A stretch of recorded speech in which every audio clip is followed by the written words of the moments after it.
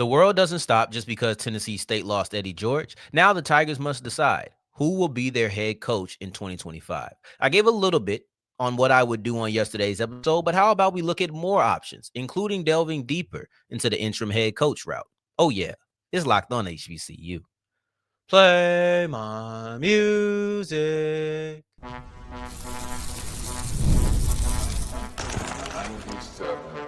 You are Locked On HBCU, your daily podcast covering HBCU sports. Part of the Locked On Podcast Network, your team every day. What's going on, family? Welcome back to another episode of the Locked On HBCU podcast, your number one daily one-stop shop for everything HBCU athletics, Monday through Friday, part of the Locked On Podcast Network, your team every day. And I, of course, am Darrion Gray, a.k.a. the Mouth of the South, Texas Southern alum and former TSU Herald Sports editor and current contributing writer at USA Today's Saints Wire. Thank you for going on this journey with me. Make it Locked On HBCU your first listen of the day every day. And remember, just because the mic cuts off does not mean that the journey is over. Just means it's time to follow me on Twitter at South Exclusives. Starts with an S and ends with an S. Today's episode is brought to you by the Nissan Armada. Stay with us for the Armada Team of the Week later in the episode. Maybe you'll be taking your journey with us in your new 2025 Nissan Armada. We'll wrap up today's episode with a doubleheader. You know, I love me a good doubleheader. I did it yesterday, and I'm going to do it again today. We are going to look at the SWAC tournament. The biggest storyline, in my opinion, comes on the women's side. We'll look at that. We'll also look at the men's side and the new format for the 2025 tournament. But if this is a doubleheader, if this is a back-to-back, then I kind of consider our opening segment a sequel.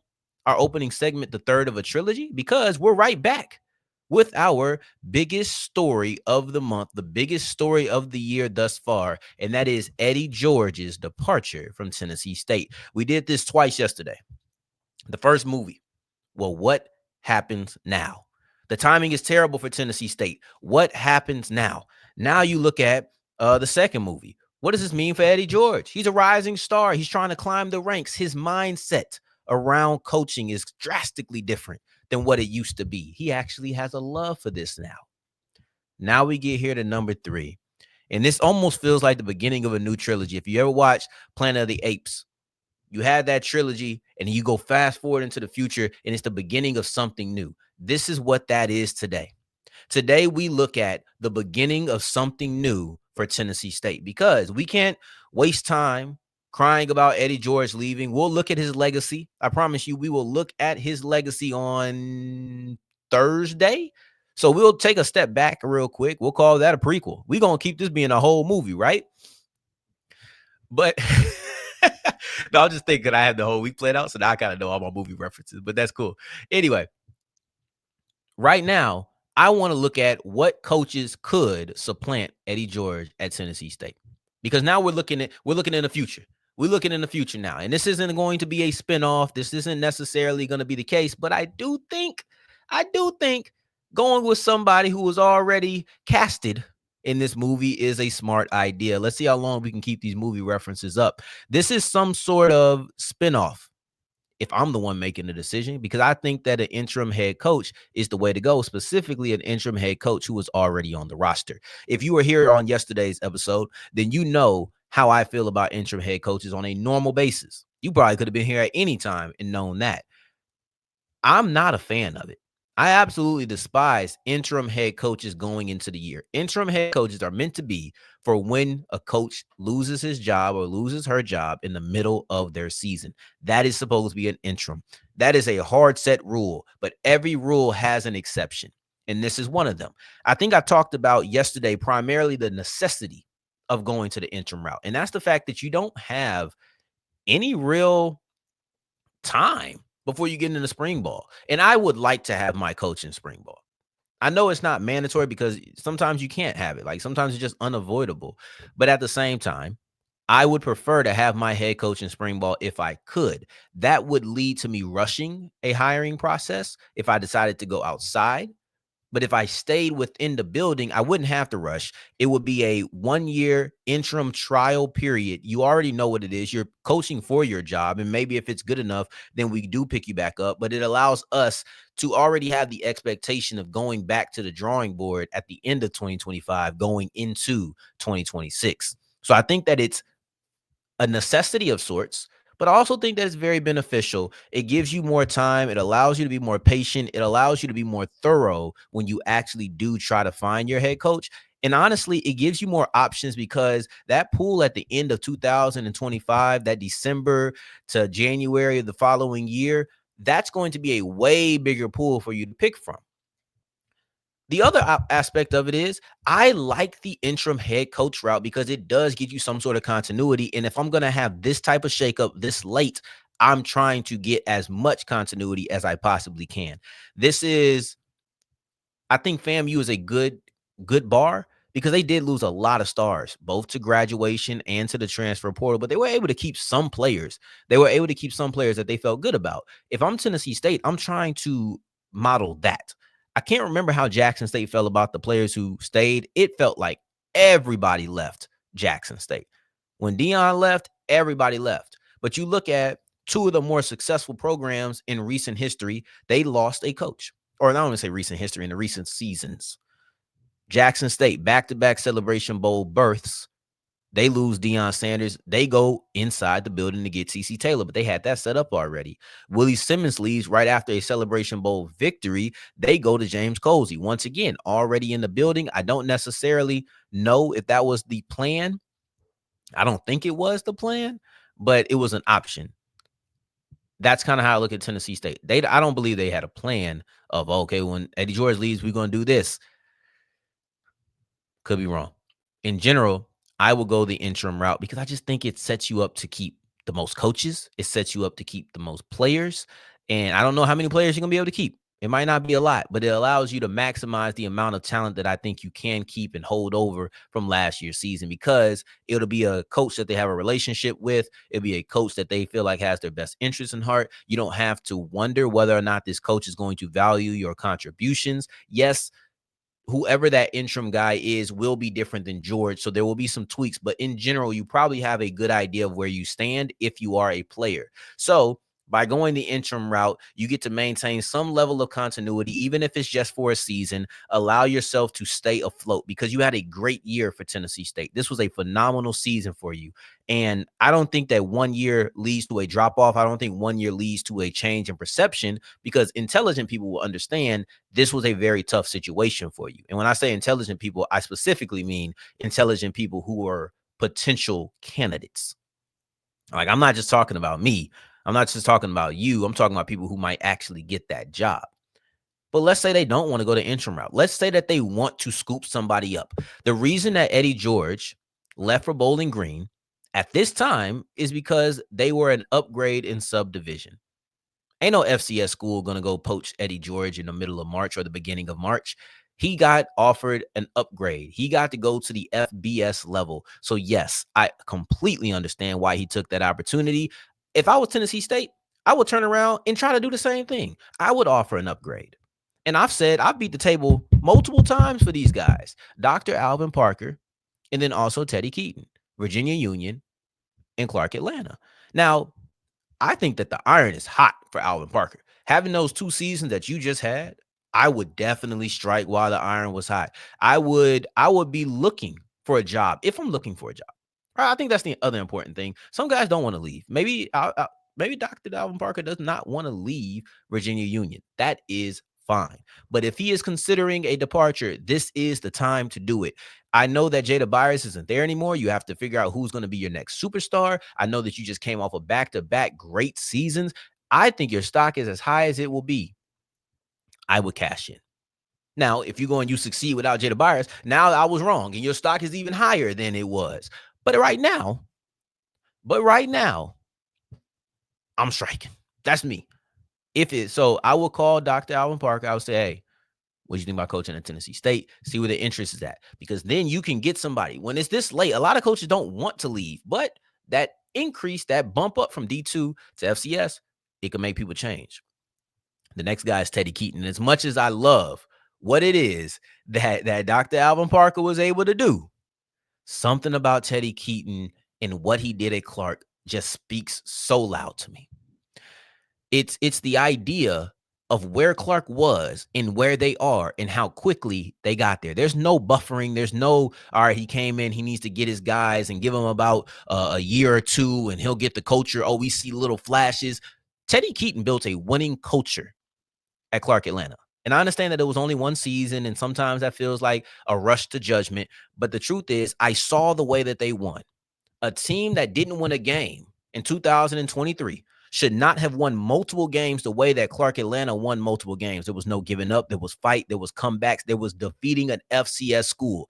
These are things that are culture building moments. And when you have all of those in a season, multiple times you had these type of games in a season, it's not a culture building. The culture is built. It's there. So for him to establish a culture to make it to a SIAC championship game his first year with Clark, that spoke volumes to me about Teddy Keaton. And it's something that will stick in my brain forever. And if I was an FCS school, I would look for somebody who is able to establish culture as quickly as Teddy Keaton was. But why do that when I could just look for Teddy Keaton? So if I'm Tennessee State, that's probably the person that I'm calling. If I don't call this last person, and that's Fred McNair. I know that he's not on the Division II level, but he is still receiving a promotion. He's going from a positional coach, the tight ends coach at Southern, to being a head coach at Tennessee State. So if I'm looking at him, I got three names. I've been beating the table for all of these Division II schools, or excuse me, I've been beating the table for all these Division II coaches. I started off with Sam Shade. He's at Alabama A&M. But you got the doctor. You got Alvin Parker. He's still at Union. You got Teddy Keaton. He's still at Clark. They can stay at those universities and continue to build great programs. But if I'm an FCS school, I'm calling to see, would you like to build this program? And then, of course, you got Fred McNair, who he wants to be a head coach. Let's give him an option. Just give him an option. But at the same time, if I can't do any of those relatively quickly, I'm very comfortable with the interim head coach route. I'm very, very comfortable with it. So, we'll see where it goes. The Fred McNair one feels very likely because when I talked to him, there was a sense of calm. I understand he can't bring the calmness to the football field, but what he can do is bring soothing and calming energy to those higher ups, because I think that he's the type of coach that you feel like, all right, I got somebody who's going to lead. I got somebody who's experienced. I got somebody who's done this before. We all thought he left. It's not like he left Alcorn because he got dumped. He left Alcorn because he thought he was going to be the head coach at TSU. It didn't happen at the real TSU. Maybe at the other one, it'll work out. I'm wishing on the best no matter where he goes. But let's push forward and get off of this. The trilogy is over. It's time to start a new one. And on tomorrow's episode, we'll get the inspiration. I'll let you know what that means at the end of today. But I want to start off with our doubleheader, and that is the SWAC tournament. Both the biggest storylines as well as the change in formats as we continue rolling with today's episode of Locked On HBCU. Today's episode is brought to you by Nissan, specifically the 2025 Nissan Armada. Now listen to me. The team of the week is clear. It is visually clear. And each week, our Locked On college basketball experts are picking one team that stands apart from top seeded stars, because we're getting to the tournament, all the way to the unexpected upsets. These guys have showcased the strength and sheer power needed to push their team forward. This week's Armada and team of the week is the Duke Blue Devils. Jon Scheyer's team, led by National Player of the Year candidate Cooper Flagg and potential future New Orleans Pelican, has just ripped through the ACC, going 19-1.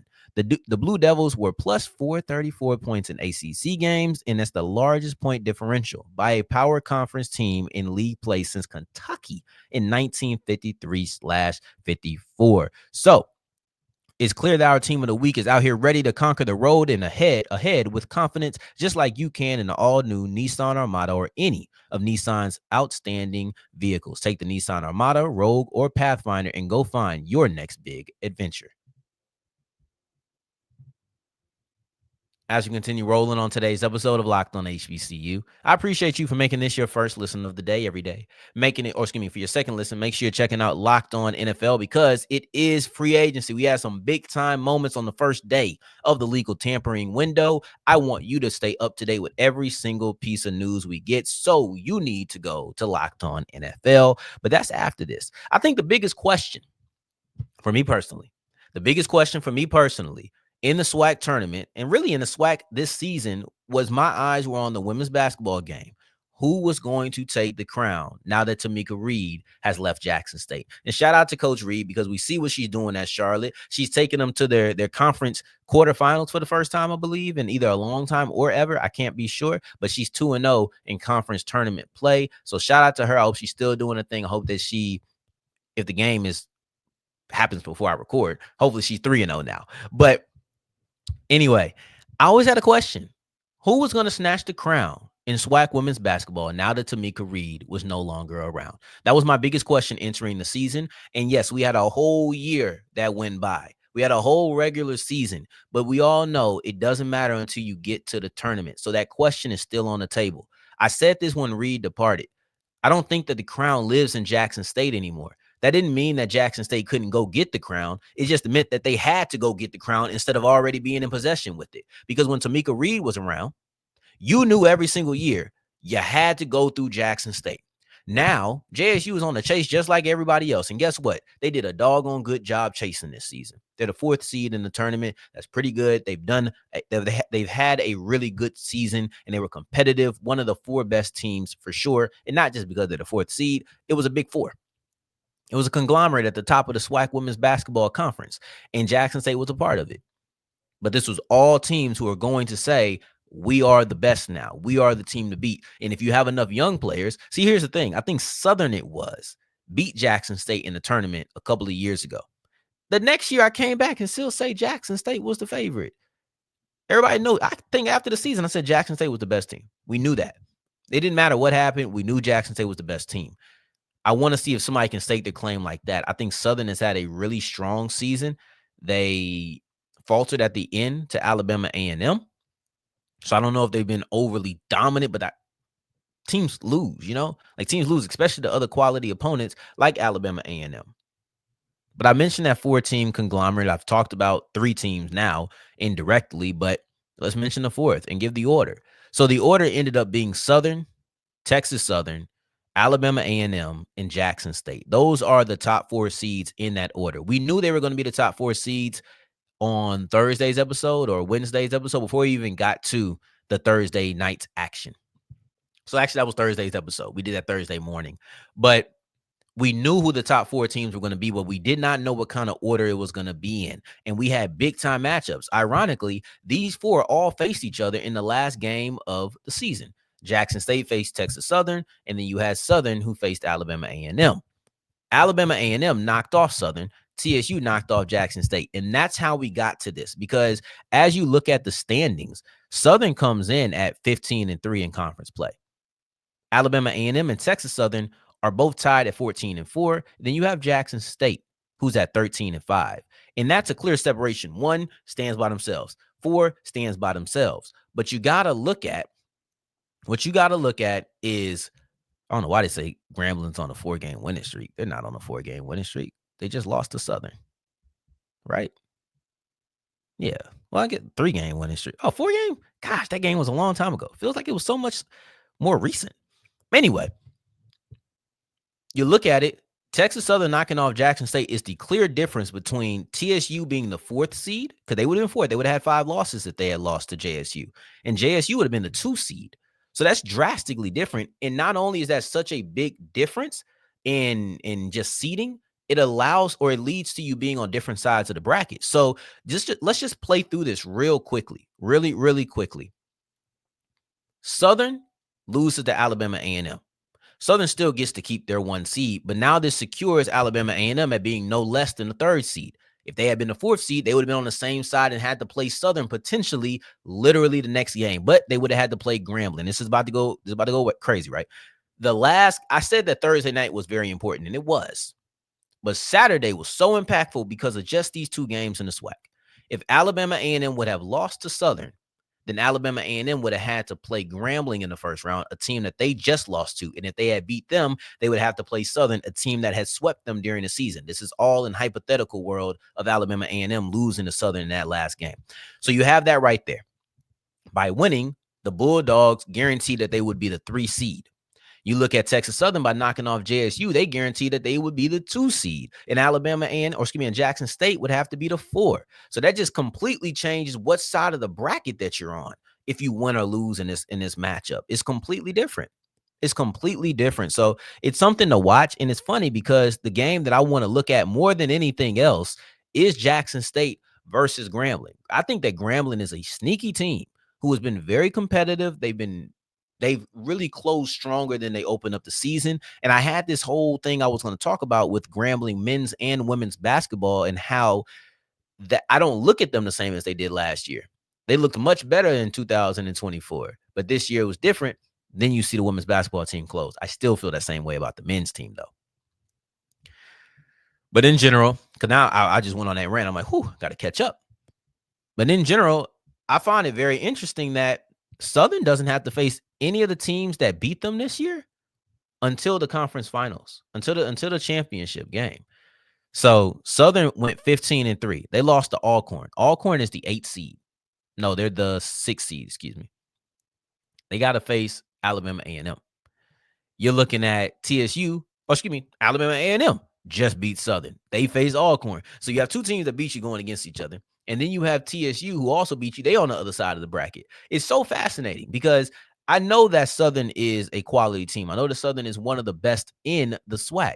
But at the same time, it's just crazy to see every team that beats you be on the other side of the bracket. It's only 3 squads, but every single one of that triumvirate being on the other side of the bracket is really interesting. So that's just something I noticed. Thought I'd share that with you. But let's get into the changes in format. Let's get into the changes in format as we wrap up today's episode of Locked On HBCU. Today's episode is brought to you by Roy. Now, attention, Locked On HBCU listeners, ever wish that you could directly support your school? We know that HBCUs and the finances are always a interesting topic, to say the least. Have you ever wished that you could help be a part of those players' journey, be a part of giving them more NIL opportunities? Well, now with Roy, you can. Before Roy, NIL deals were often handled behind closed doors, and fans like you didn't have a clear way to directly support the players that you love. Now, with Roy, you can make a real impact and feel closer to the athletes that you are or that are representing your school. With Roy, you can choose a player to support. If they decide to leave, you get your money back. That's the best part. So it's low risk. You want to invest, but you don't want to invest in somebody who's going to leave. That's fine. Because if they leave, you get your money back and you didn't invest in somebody who leaves. Got it? Good. Download the Roy app from the App Store and start backing your athletes the way they deserve with transparency, trust, and real impact. This is the future of college sports. Join it now by downloading Roy and supporting your favorite players. As we're wrapping up today's episode of Locked On HBCU, I appreciate you for making this your first listen of the day every day, making it all the way to segment 3. And I thank you 2 times for that. Thank you. Thank you. I remembered halfway through. I first off threw the wrong hand up, but for everybody who was here yesterday, you understand I'm trying to switch it up. We going boom, boom, boom, boom, boom, boom. That's how we're doing it. That's how we're doing it from now on. And speaking of new formats, just how we have a new segment 3 introduction, we have a new format in the SWAC tournament because they're switching over. We got new locations. We got new formats. We got new everything. The SWAC tournament is going to be in Atlanta. I really want to see how that goes as far as turnout. I know that Atlanta is Black Mecca. I know that Atlanta has a large HBCU population, not just with the schools that are there, but then also transplants from other HBCUs who moved out to Atlanta.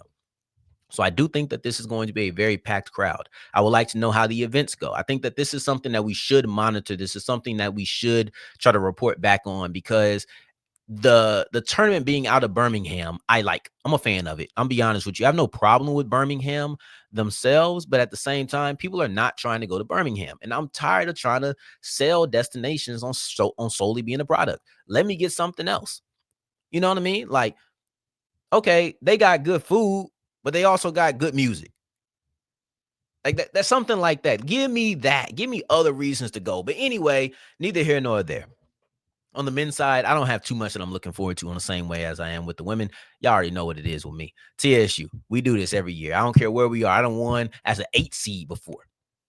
I've been the lowest seed that there was in to my eye like I was there. TSU has been the lowest seed that there was and still came out with the tournament victory. That being said, an 8 seed is no longer the lowest seed that there is. They have a new format, and it's essentially the play-in. This has been sweeping. Everybody is doing the play-in now. Now, you see the big dance. They've been doing that for years. I can't even remember when they started. I think it's been almost a decade, if not past a decade, to be honest, since that first four was introduced. But once the NBA did a plan, I think you're going to start seeing more and more of this. The SWAC has enough schools to where they can do this and still be leaving certain players out or certain schools out. So on the men's side, you have FAMU versus, or excuse me, not on the men's side. On the women's side, you have number 8 FAMU versus number 9 Mississippi Valley State. And that's going to be for the right to play Southern. Then you also have the number 7 Bethune-Cookman versus number 10 PV for the right to play TSU. That's another thing to watch. On the men's side, this is the men's. You have Grambling, the 8 seed versus Alabama A&M, the 9 seed, and then Southern, or excuse me, to face Southern. And then you have number 7 FAMU versus number 10 PV for the right to play Jackson State.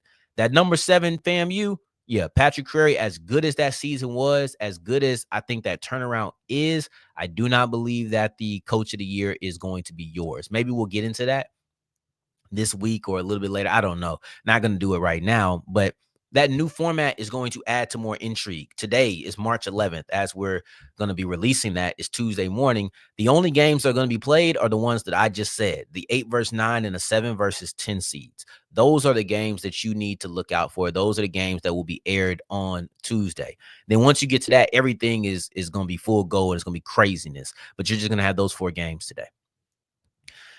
I like the new format. If you want to look at what the seedings look like on the women's side, you go down to the 8 seed, which is FAMU. FAMU is the 8 seed on the women's side. They're 6-12. Valley as the 9 seed is 6-12 as well.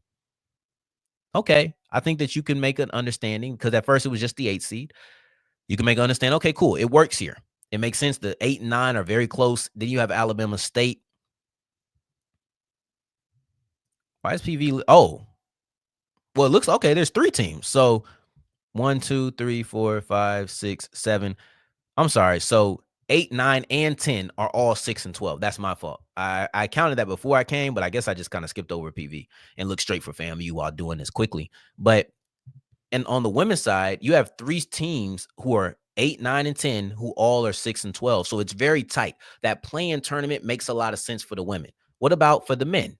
Now you're going to do it regardless, but does it line up? So your number 8 seed here is Grambling, who is 7-11. They're by themselves. Alabama A&M is the 9 seed. Prairie View is the 10 seed. Then you have FAMU, who's the 7. The difference between 7 and 10 is 6 games in conference play. That is a drastic difference. And I think that the separation is one is like, man, we shouldn't be doing this here. I've always said that I don't think that the 7 seed in the NBA should be a part of the plan. I think only the 8th seed should be a part of the plan. That's my personal opinion. Even though you get a little bit more leeway and you get to lose 2 times if you're the 7 seed. I'm not a fan of it. I don't think that it's necessary. So you see a closer disparity, and Bethune-Cookman is the 7 seed. Yeah, they're 7 seed at 7-11. So they're 1 game apart from everybody else. It makes sense there. But anyway, tomorrow we're going to look at other potential head coaches, specifically celebrity head coaches, and how the Eddie George news relates to them. I'm speaking about Deshaun Jackson. I'm speaking about Michael Vick. I'm speaking about Deshaun Jackson and Michael Vick. So I wonder if Tennessee State will go back to that well and try to find another celebrity coach. I don't know. Maybe I'll talk about that in tomorrow episode 2. But we're going to have those. We're going to have how it relates to those coaches as well as a MEAC tournament preview. But in the meantime, in between time, until the next time we hear each other, family, take care. Stay blessed. Peace. I'm having too much fun with this.